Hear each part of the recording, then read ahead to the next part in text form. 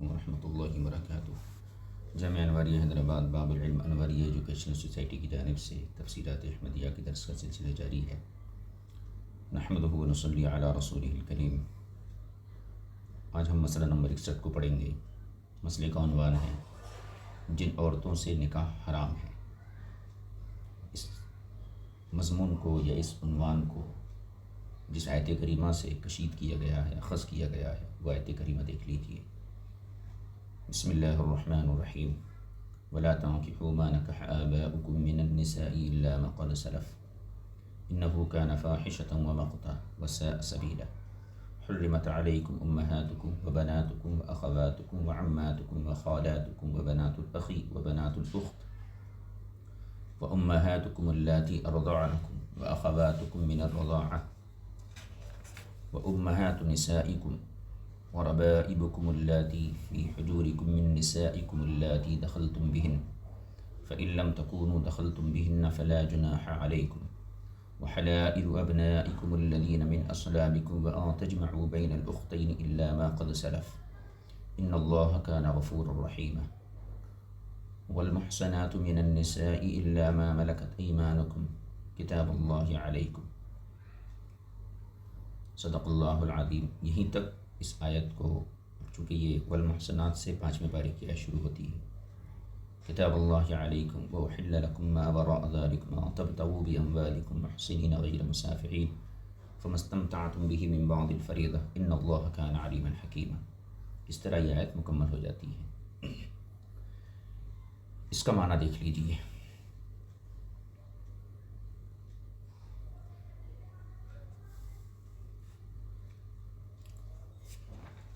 ولا تنكحوا ما نكح آباؤكم من النساء إلا ما قد سلف، اور تم ان عورتوں سے نکاح مت کرو جن سے تمہارے باپ نکاح کر چکے، إلا ما قد سلف، مگر جو گزر گیا، سو گزر گیا۔ إنه كان فاحشة ومقتا، یہ بہت برا اور ناپسندیدہ کام ہے۔ وساء سبیلا، اور برا طریقہ ہے۔ حرمت علیکم امہاتکم، تم پر تمہاری مائیں، و بناتکم، اور تمہاری بیٹیاں، و اخواتکم، اور تمہاری بہنیں، و عماتکم، اور تمہاری پھوپھیاں، و خالاتکم، اور تمہاری خالائیں، و بنات الاخی و بنات الاختی، اور تمہارے بھائی کی بیٹی، تمہاری بہن کی بیٹی، و امہاتکم اللاتی ارضعنکم، اور تمہاری وہ مائیں جنہوں نے تمہیں دودھ پلایا ہے، و اخواتکم من الرضاعہ، اور تمہاری رضاعی بہنیں۔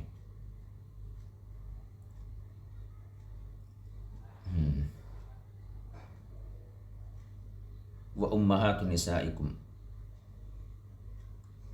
اور تمہاری بیویوں کی مائیں، و ربائبکم اللاتی فی حجورکم، تمہاری ایسی گود پلتی بیٹیاں جو ان عورتوں میں سے ہوں، اللاتی دخلتم بہن، جن سے تم ہم بستری کر چکے ہو، فإن لم تکونوا دخلتم بہن، اگر تم نے ان سے ہم بستری نہیں کی، فلا جناح علیکم، تو پھر تم پر کوئی حرج نہیں۔ وأن تجمعوا بین الأختین إلا ما قد سلف، تمہارا صلبی بیٹ، وأن تجمعوا بین الأختین إلا ما وحلائل أبنائکم الذین من أصلابکم، تمہاری صلبی بیٹوں کی بیویاں، وأن تجمعوا بین الأختین، اور دو بہنوں کو نکاح میں اکٹھا کرنا حرام کر دیا گیا ہے، إلا ما قد سلف، مگر جو گزر گیا۔ ان اللہ کان غفور رحیما، بے شک اللہ تعالیٰ بخشنے والا مہربان ہے۔ والمحصنات من النساء إلا ما ملكت أيمانكم، اور وہ بھی حرام کر دی گئی جو خاوندوں والی ہیں، کتاب اللہ علیکم، إلا ما ملكت، والمحصنات من النساء، اور وہ عورتیں جو خاوندوں والی ہوں، مگر إلا ما ملكت أيمانكم، مگر وہ کہ وہ عورتیں جن کے تم مالک ہو، کتاب اللہ علیکم، اللہ تعالیٰ نے تم پر فرض کر دیا ہے۔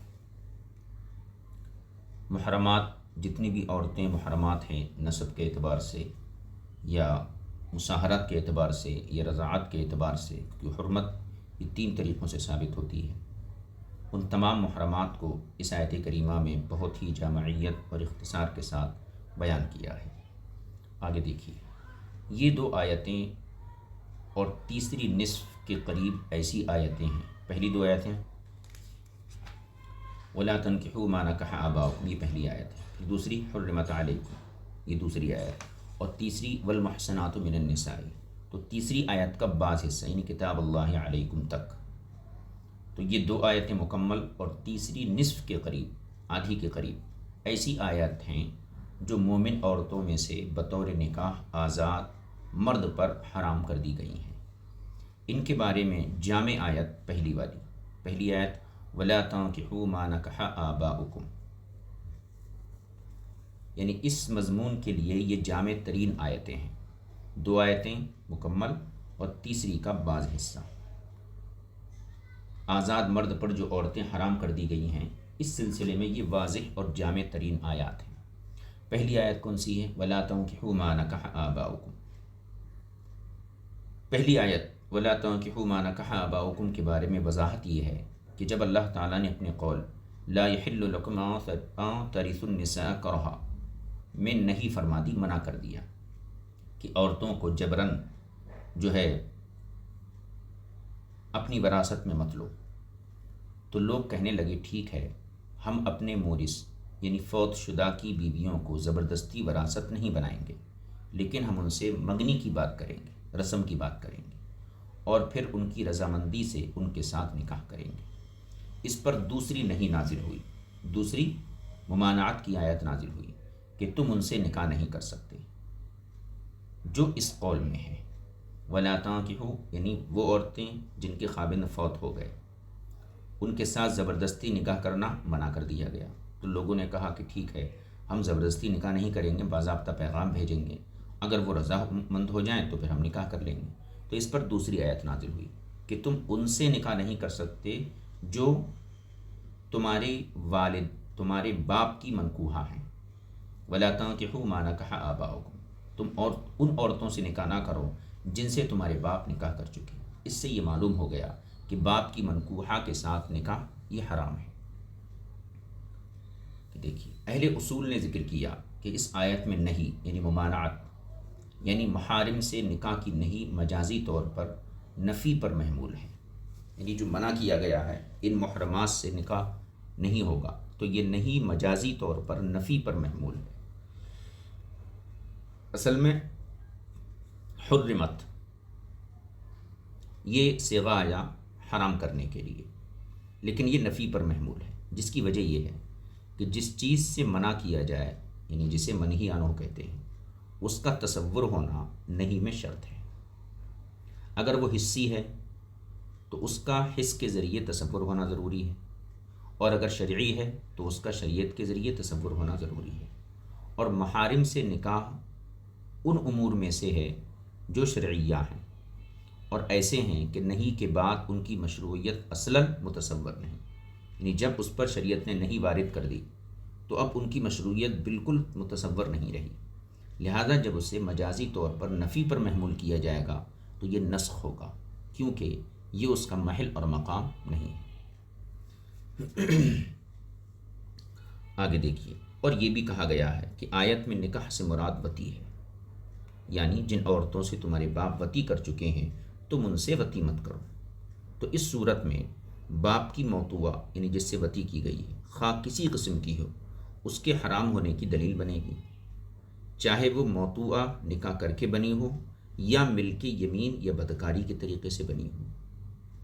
یعنی اگر یہ معنی مراد لیں کہ یہاں وَلَا تَنْكِحُوا مَا نَكَحَ آبَاؤُكُمْ میں نکاح سے مراد وطی ہو، چونکہ نکاح کے 2 معنی ہیں، حقیقی معنی وطی ہے اور عرف کا معنی یہ عقد ہے، تو نکاح سے مراد اگر وطی لیں تو مطلب کیا ہوگا؟ جن عورتوں سے تمہارے باپ وطی کر چکے ہیں تم ان سے وطی مت کرو۔ تو دونوں جگہ نکاح سے مراد وطی لیا جائے، وَلَا تَنْكِحُوا یہاں بھی وطی مراد لیا جائے، مَا نَكَحَ آبَاؤُكُمْ یہاں بھی وطی مراد لیا جائے۔ تو اس صورت میں معنی کیا ہوگا کہ جن سے تمہارے باپ وطی کر چکے ہیں تم ان سے وطی مت کرو. تو اس صورت میں باپ کی موتوعہ یہ حرام ہو جائے گی، چاہے وہ موتوعہ کسی بھی طریقے سے ہو، نکاح کے ذریعے موتوعہ بنی ہو، یا پھر ملک یمین کے ذریعے موتوعہ بنی ہو، یا پھر بدکاری کے ذریعے موتوعہ بنی ہو. تو تینوں قسم کی عورتیں وطی مراد لینے سے اولاد پر حرام ہو جاتی ہیں. تو اس کی اپنی ماں بھی حرام ہو جاتی ہے، دوسرے باپ کی دوسری بیوی بھی حرام ہو جاتی ہے، تیسرے باپ کی باندی بھی حرام ہو جاتی ہے، اور چوتھی ملک بدکاری کے ذریعے اگر باپ نے کسی کے ساتھ جو ہے یہ فعل کیا تو جو مزنیہ ہو گئی تو وہ بھی بیٹے پر حرام ہو جائے گی. دیکھیے فرماتے ہیں تو اس صورت میں باپ کی موتوعہ یعنی جس سے وطی کی گئی ہو، خواہ کسی قسم کی ہو وطی، اس کے حرام ہونے کی دلیل بنے گی، چاہے وہ موتوعہ نکاح کر کے بنی ہو، یا ملک یمین کے ذریعے بنی ہو، یا بدکاری کے طریقے سے ہو، جیسا کہ ان کے حرام ہونے کا ہم احناف قائل ہیں. اور اسی پر جو ہے اکثر مفسرین اکرام قائم ہیں. ہاکذا فی المدارک، یہ مدارک کا خلاصہ تھا. امام شافعی رضی اللہ تعالیٰ عنہ کے مذہب میں باپ نے جس عورت سے زنا کیا وہ اس میں شامل نہیں ہے. امام شافعی کے مذہب کے مطابق یعنی بیٹا اپنے باپ کی مزنیہ سے شادی کر سکتا ہے. ان کی دلیل یہ ہے کہ زنا ایسا فعل ہے جو بنفسہ قبیح ہے، اور جو فعل اپنی ذات کے اعتبار سے قبیح ہو وہ کسی شرعی حکم کا سبب نہیں بن سکتا. اب چونکہ زنا شرعی طور پر قبیح ہے اور فی نفسہ ہی بھی قبیح ہے، لہذا بیٹے پر حرمت کا یہ سبب نہیں بن سکتا. فرماتے ہیں وہ کسی شرعی حکم کا سبب نہیں بن سکتا، جو یہاں حرمت مصاہرت ہے، کیونکہ حرمت مصاہرت اللہ تعالیٰ کی طرف سے ایک نعمت ہے، لہذا اسے کسی ممنوع اور محظور چیز سے حاصل نہیں کیا جا سکتا. ہم احناف کی دلیل یہ ہے. تو امام شافعی کا مسلک کیا ہوا کہ باپ کی مزنیہ سے بیٹے کا نکاح حرام نہیں ہے، کر سکتا ہے. ہم احناف کی دلیل یہ ہے کہ وطی اولاد کے واسطے سے جزیت کا سبب ہے، حتیٰ کہ یعنی وطی کے ذریعے جزیت کا رشتہ قائم ہوتا ہے، حتیٰ کہ اولاد دونوں ان مرد اور عورت کی طرف مکمل مضاف ہوتی منسوب ہوتی ہے. بس عورت کے اصول و فروع مرد کے اصول و فروع کی طرح ہو جاتے ہیں، اور مرد کے اصول و فروع عورت کے اصول و فروع کے مثل ہو جاتے ہیں. اور وطی اس وجہ سے حرام ہے کہ وہ اولاد کا سبب ہے، نہ اس وجہ سے کہ وہ زنا ہے. اسی طرح ہمارے اور شباف حضرات کے درمیان ان عورتوں کے ساتھ نکاح کے جواز اور عدم جواز میں اختلاف ہے جن کو باپ نے شہوت سے ہاتھ لگایا. تو باپ اگر کسی عورت کو شہوت سے ہاتھ لگا دے تو ہمارے یہاں بیٹا اس سے نکاح نہیں کر سکتا، شبافے کے یہاں کر سکتا ہے. یا جس نے باپ کو شہوت سے ہاتھ لگایا، یا باپ نے جس کی شرمگاہ کو بنظر شہوت دیکھا ہو، ان تمام عورتوں کے نکاح کے جواز اور عدم جواز میں ہمارا اور شبافے کا اختلاف ہے. ہمارے نزدیک ان سے بیٹے کا نکاح حرام ہے، چاہے باپ نے شہوت کے ساتھ کسی عورت کو چھوا ہو، یا کسی عورت نے باپ کو شہوت کے ساتھ چھوا ہو، یا باپ نے کسی عورت کی شرمگاہ کو بنظر شہوت دیکھا ہو. ان تمام عورتوں سے بیٹے کا نکاح ہمارے یہاں حرام ہے. اور امام شافعی رضی اللہ تعالیٰ عنہ کے نزدیک بیٹا ان سے شادی کر سکتا ہے. اگر اس مسئلے کی تمہیں زیادہ تحقیق درکار ہو تو ہدایہ اور دیگر کتب اصول کا مطالعہ کریں. آیت کریمہ لا تنکحوا ما نکح آباؤکم میں لفظ ما موجود ہے، جو غیر ذی العقول کے لیے آتا ہے، یعنی ما غیر ذوی العقول کے لیے آتا ہے. اور یہاں پر حالانکہ جن سے نکاح کیا جا رہا ہے وہ عورتیں ہیں، وہ جو ہیں ذوی العقول ہیں. فرماتی ہیں اور یہاں اس سے مراد ذوی العقول ہے، اس لحاظ سے من ہونا چاہیے، یعنی ہونا یہ چاہیے لا تنکحوا من نکح آباؤکم. من ذوی العقول کے لیے آتا ہے اور ما غیر ذوی العقول کے لیے آتا ہے، تو ہونا چاہیے تھا من، لیکن ہے کیا ما. کہتے ہیں اس لحاظ سے من ہونا چاہیے تھا جو ذوی العقول کے لیے آتا ہے. اس کا جواب کیا ہے؟ فانکحوا ما طاب کے تحت ہم اس کا جواب ذکر کر چکے ہیں. کہ تغلیب کے طور پر ایسا کہا گیا ہے۔ الا ما قد سلف، یہ اس معنی سے استثناء ہے جو نہیں کے لیے لازم ہے۔ وہ یوں کہا جا رہا ہے کہ جن عورتوں سے تمہارے باپ نکاح کر چکے ان سے نکاح کرنے پر تم عذاب کے مستحق ہو جاؤ گے، مگر جو گزر گیا اس پر عذاب نہیں، کیونکہ وہ نہیں آنے سے پہلے ہو چکا ہے۔ یعنی کہ حکم نازل ہونے سے پہلے اگر کسی بیٹے نے اپنی باپ کی منکوحہ کے ساتھ یہ کام کیا یا نکاح کیا یا اس کے ساتھ وطی کی، تو چونکہ اس وقت تک نہیں آئی تھی اس لیے اس پر عذاب نہیں ہے۔ یا پھر یہ استثناء معنی کے بجائے لفظ سے ہوگا جو تحریم میں بطور مبالغہ ہوگا۔ اس صورت میں یوں کہا جائے گا کہ تم ان عورتوں سے نکاح مت کرو جن سے تمہارے باپ نکاح کر چکے مگر جو گزر چکا، اگر تمہارے لیے ان سے نکاح کرنا ممکن تھا۔ اور استثناء یہ منقطع ہے جیسا کہ سیبویہ کا مذہب ہے۔ وہ یوں کہا گیا لیکن وہ جو گزر چکا تمہارا اس پر مواخذہ نہ ہوگا۔ اس قول کے نازل ہونے کی وجہ یہ تھی کہ جب اللہ تعالیٰ نے باپ کی منکوحہ سے بیٹے کو نکاح کرنے کی حرمت نازل فرمائی، باپ کی منکوحہ سے بیٹا نکاح نہیں کر سکتا، جب یہ حکم نازل فرمایا تو کچھ لوگ کہنے لگے ہم تو ایسا کرتے رہے، ہمارا کیا حال ہوگا۔ اس پر اللہ تعالیٰ نے یہ قول نازل فرمایا کہ گزرے افعال پر گرفت نہیں، جو نہیں وارد ہونے سے پہلے تم نے کیا ہے اس پر مواخذہ نہیں۔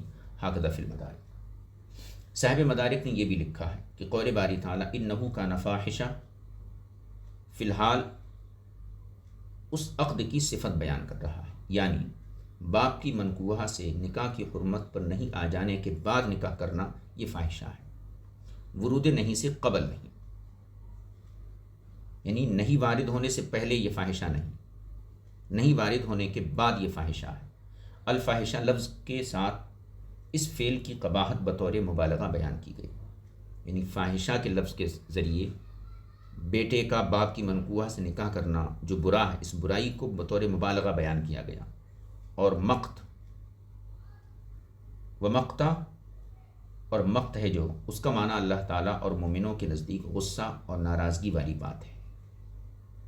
کچھ لوگ ذی مروت لوگوں کو ناراض کر کے نکاح کرتے، اسے نکاح مقت کہا جاتا، اور اس سے پیدا ہونے والے بچہ بچی المقتا کہلاتا۔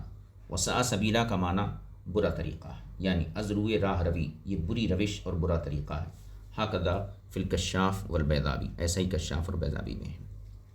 تفسیر حسینی میں یہ ہے کہ اس قسم کے نکاح میں قباحت تین طرح ہے۔ بیٹا اپنے باپ کی منکوحہ سے یا موطوعہ سے نکاح کرے تو اس میں تین طرح کی برائی ہے۔ ایک عقلی جس کی طرف فاحشتاً سے اشارہ کیا گیا، دوسری شرعی جس کی طرف مقتاً اشارہ کرتا ہے، کیونکہ اس لفظ کا معنی کیا ہے؟ اللہ اور مومنوں کے نزدیک ناراضگی والا کام۔ مقت کہتے ہیں اس کام کو جو اللہ کے نزدیک اور اہل ایمان کے نزدیک ناراضگی والا کام ہو۔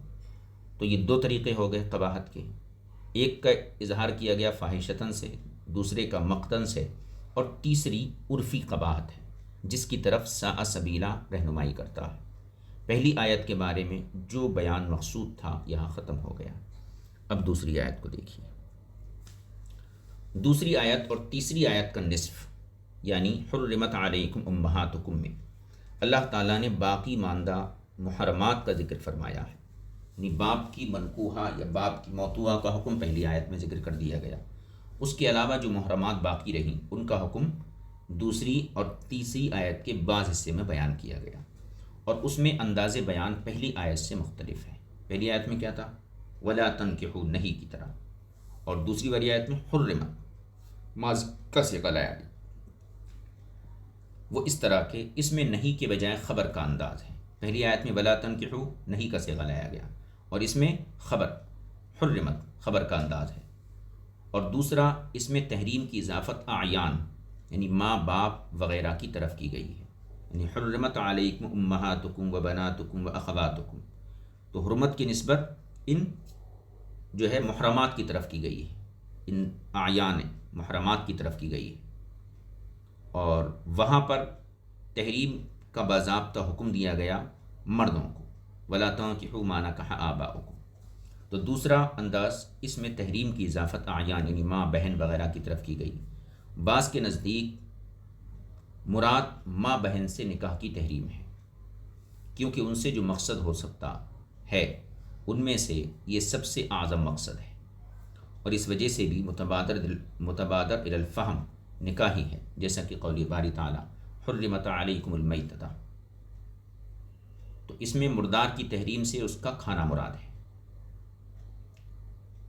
تو چونکہ جانور کا جو اعظم ترین مقصد ہوتا ہے وہ کھانا ہوتا ہے، عورت کا جو اعظم ترین مقصد ہے وہ نکاح ہوتا ہے، لہذا حرمت علیکم امہاتکم، تم پر تمہاری مائیں حرام کر دی گئیں، تمہاری بہنیں حرام کر دی گئیں، تو حرمت کا تعلق یہ نکاح سے نہیں، ان سے نکاح کرنا حرام کر دیا گیا، جیسے کہ حرمت علیکم المیتۃ میں مردار حرام کر دیا گیا، مطلب اس کا کھانا حرام کر دیا گیا۔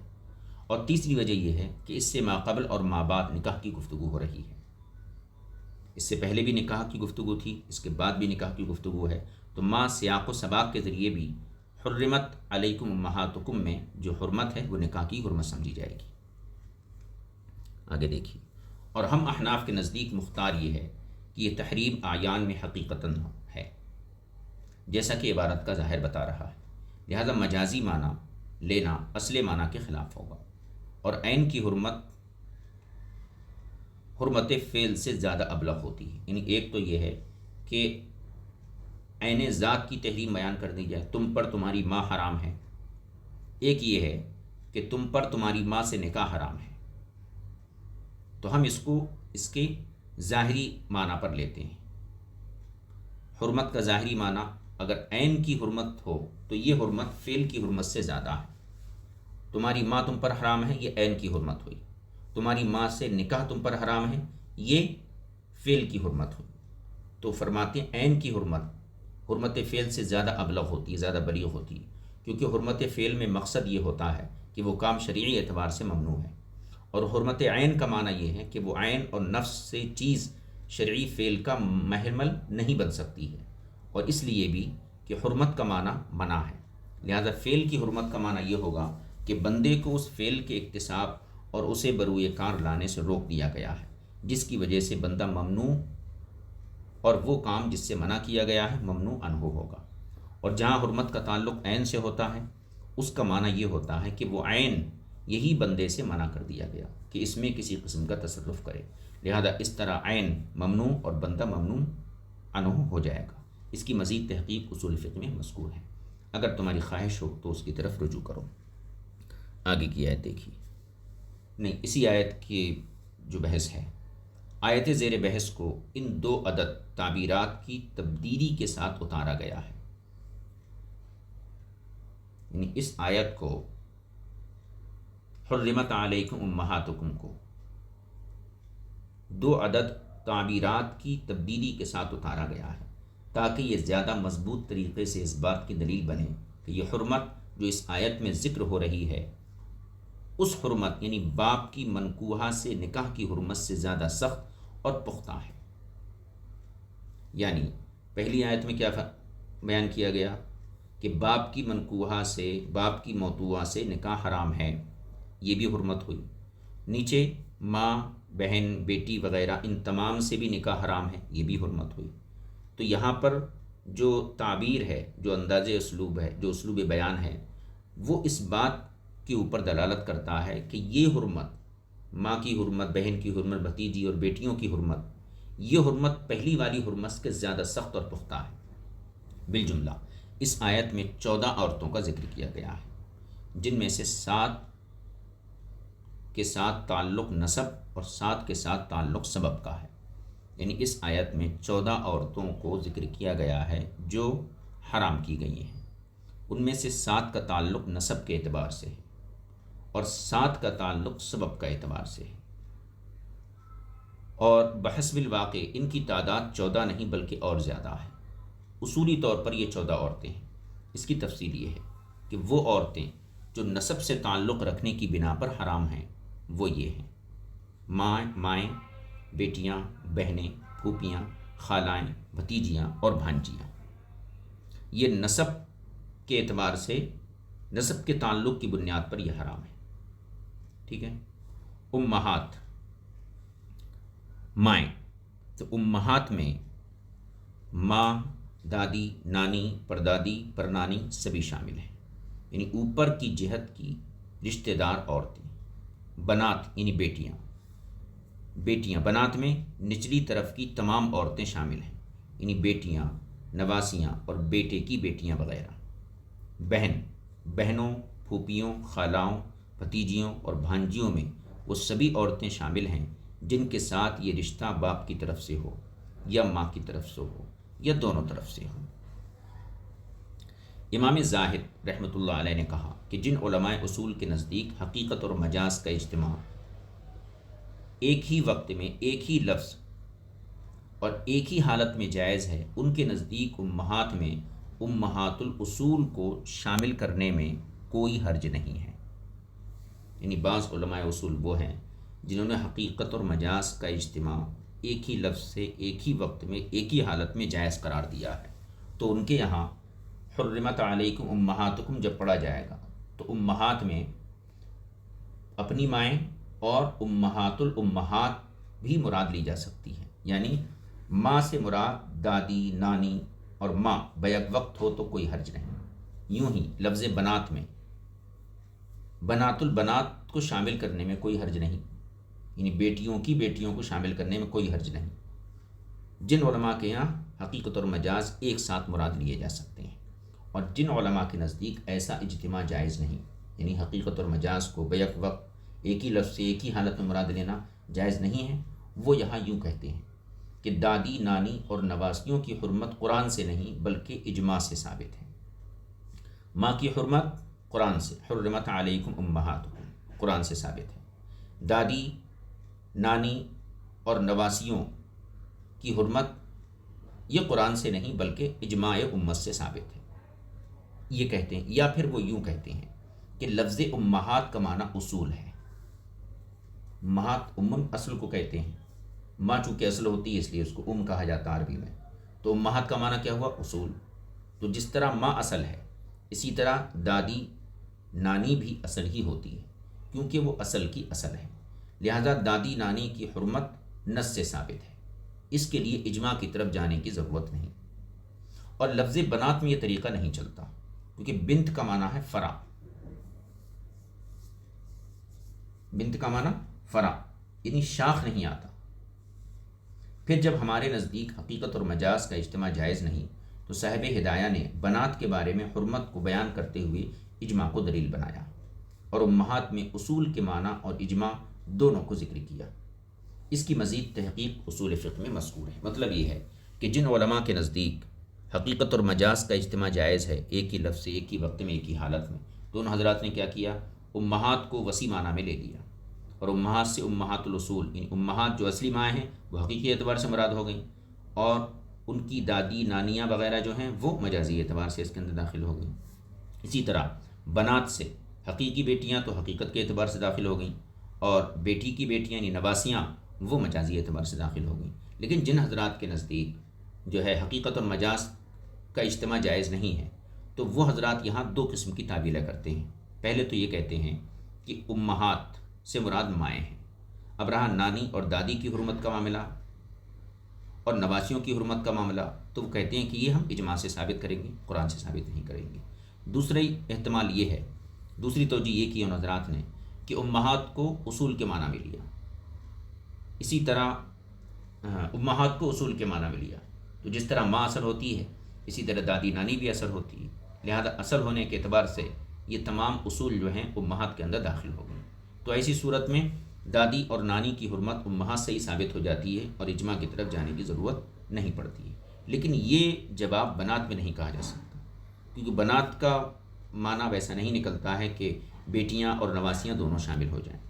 اس لیے صاحب ہدایہ نے بنات کے بارے میں حرمت کو ثابت کرتے ہوئے اجماع کو دلیل بنایا، اور یہ کہا اجماع امت سے بنات جو ہے نواسیوں کی حرمت ثابت ہے۔ اور امہات میں دو وجہیں ذکر کی، ایک تو یہ کہ امہات اصول کے معنی میں ہیں، اور دوسرے یہ کہ امہات الامہات یعنی دادی اور نانیوں کی حرمت کو بھی آپ نے اجماع سے ثابت کیا۔ یہ ایک قسم ہو گئی، یعنی نسب کے اعتبار سے جو خواتین حرام ہیں ان میں کون کون تھیں؟ مائیں، بیٹیاں، بہنیں، پھوپھیاں، خالائیں، بھتیجیاں اور بھانجیاں۔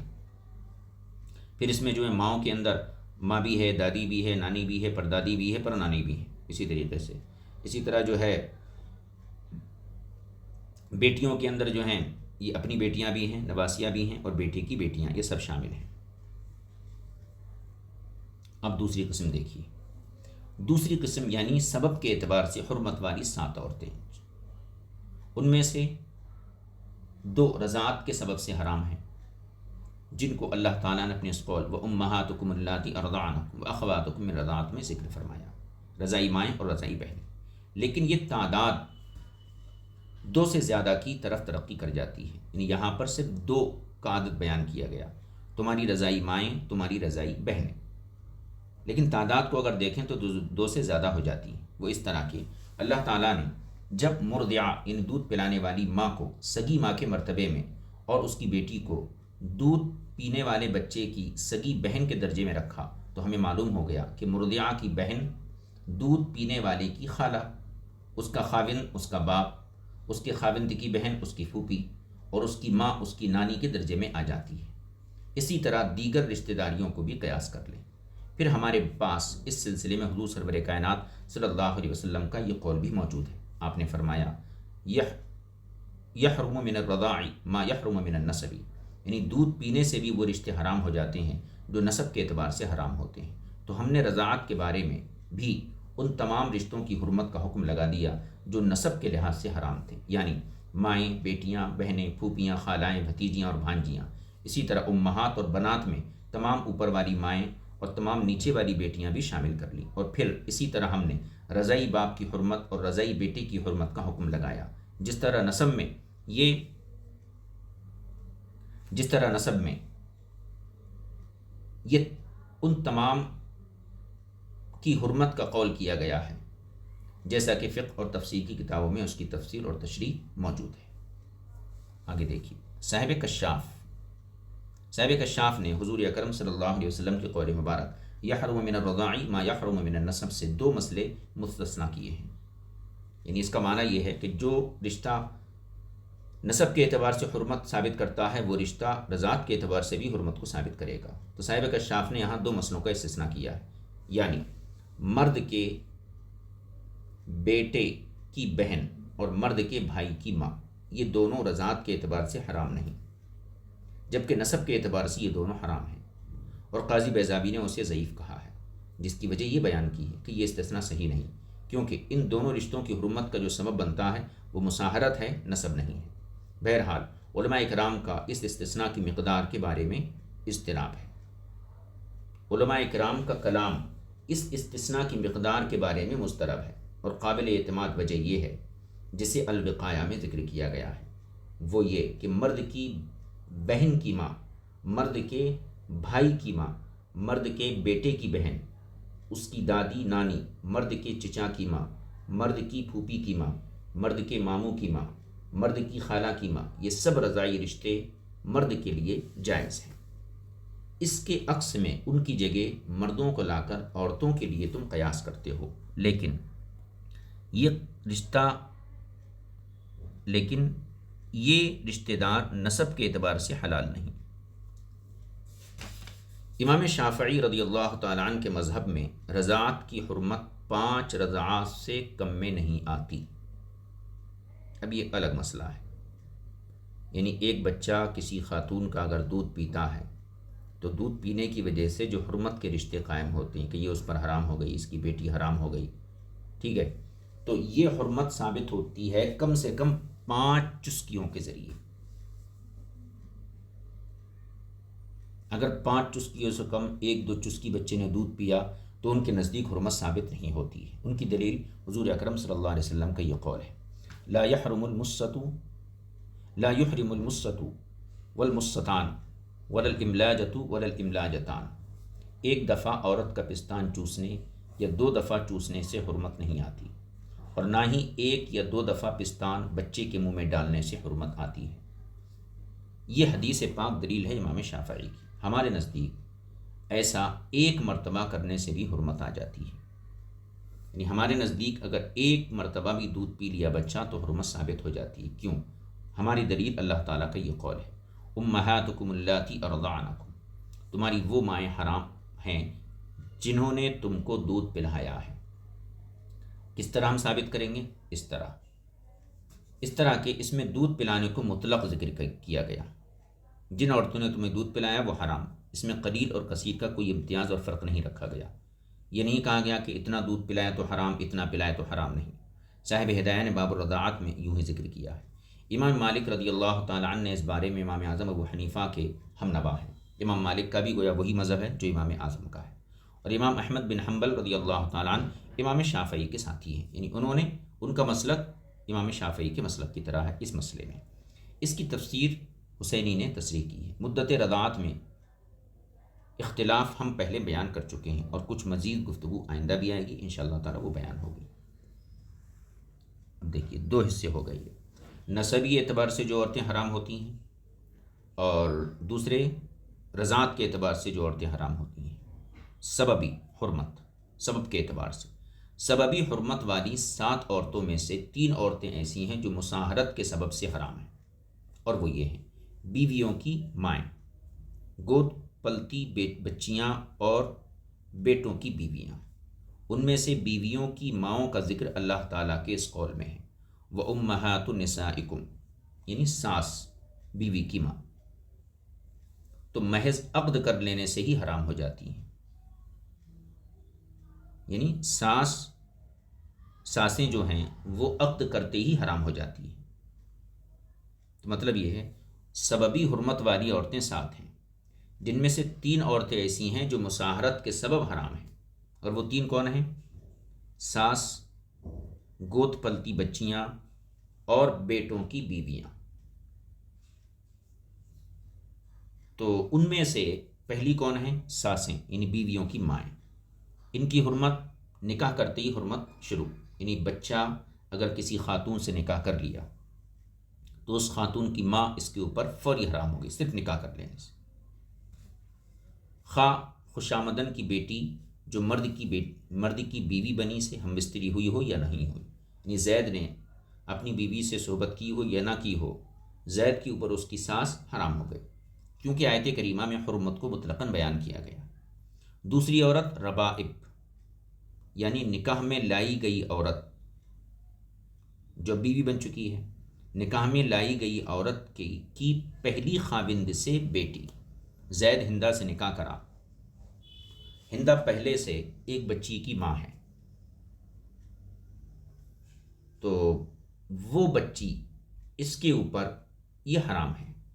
اس کو اللہ تعالیٰ نے ان الفاظ کے ساتھ بیان کیا، وَرَبَائِبُكُمُ اللَّاتِي فِي حُجُورِكُم مِّن نِّسَائِكُمُ اللَّاتِي دَخَلْتُم بِهِنَّ، ایسی عورت کو ربیبہ کہا جاتا ہے۔ دیکھیے دوسری عورت ربائب ہے، یعنی نکاح میں لائی گئی عورت کی پہلی خاوند سے بیٹی، اس کو اللہ تعالیٰ نے ان الفاظ میں ذکر فرمایا، وَرَبَائِبُكُمُ اللَّاتِي فِي حُجُورِكُم مِّن نِّسَائِكُمُ اللَّاتِي دَخَلْتُم بِهِنَّ۔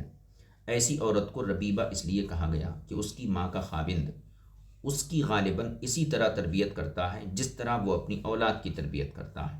پھر اس کے مفہوم میں وسعت لائی گئی، یعنی ربیبہ اسے بھی کہا جائے گا جو ہو تو ایسی ہی، لیکن اس کی تربیت اس کی ماں کے خاوند نے نہ بھی کی ہو۔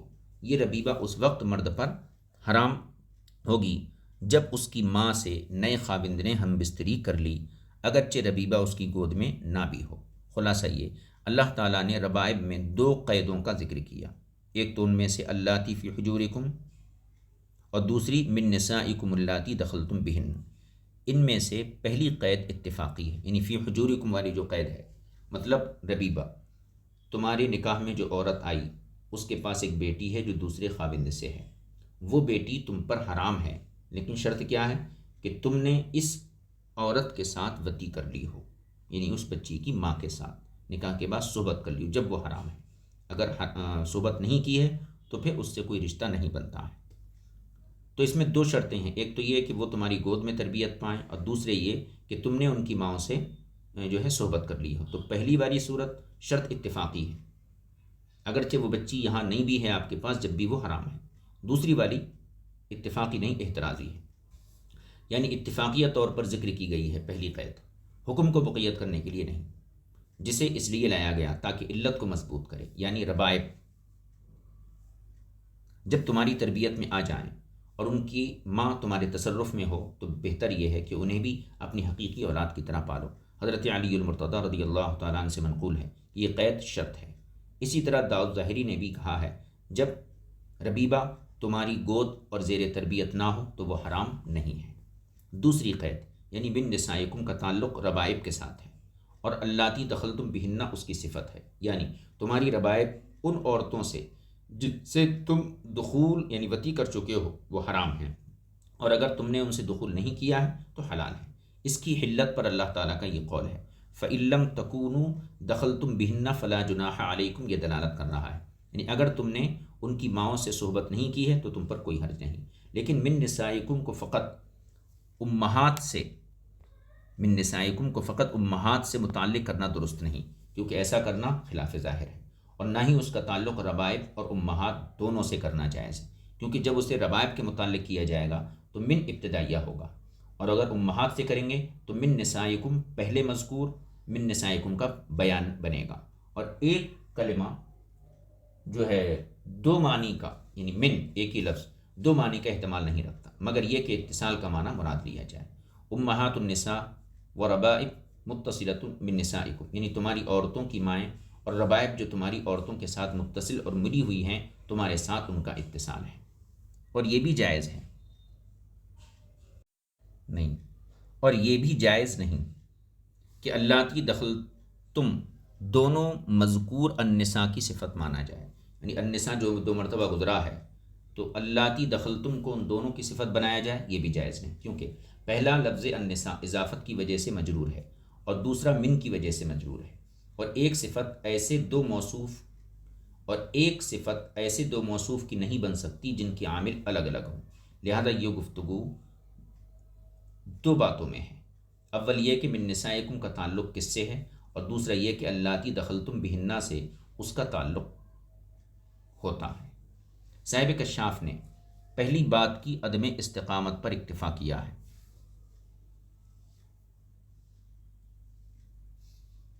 جو میں نے ذکر کر دیا، اور صاحب مدارک نے دوسری بات کی عدم استقامت پر اکتفا کیا جس کا میں ذکر کر چکا، اور اس کے ساتھ انہوں نے کہا کہ جو میں نے کہا ہے یہ صاحب کشاف کے قول سے اولا ہے۔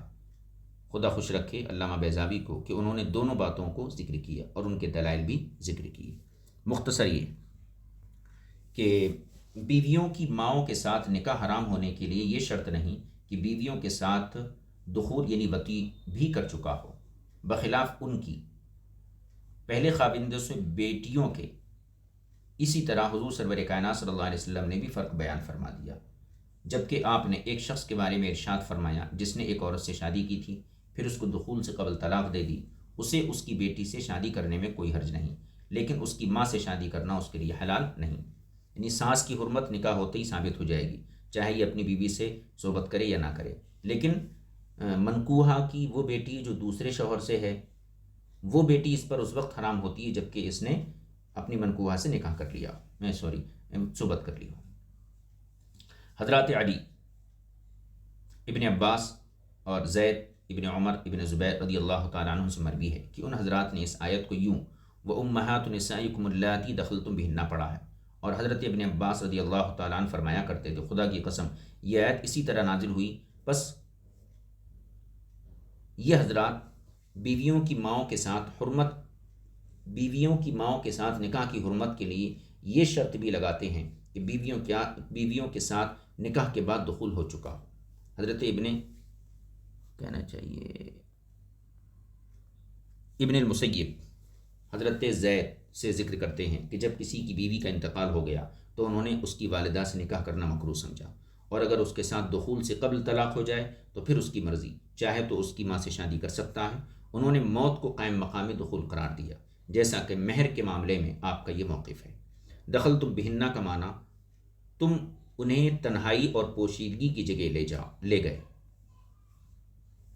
یہ جماع کو بطور کنایہ بیان کیا گیا ہے، اور ہمارے نزدیک کہنا چاہیے چھونا وغیرہ بھی قائم مقام دخول ہے، لہذا بیوی کو چھونے یا اس کی شرمگاہ کی طرف بنظر شہوت دیکھنے سے اس کی بیٹی سے نکاح حرام ہو جائے گا۔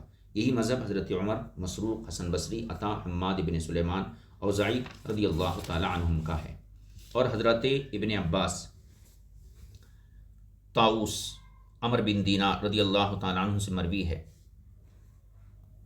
کہ تحریم جماع کے بغیر واقع نہیں ہوگی، اور ان حضرات کا موقف امام شافعی رضی اللہ تعالیٰ عنہ کے مذہب کے موافق ہے۔ ھذا کلہ فی الکشاف۔ ہمارے اور امام شافعی کے درمیان یہ اختلاف حرمت مصاہرت کے باب میں علم اصول کی کتابوں میں معروف و مشہور ہے۔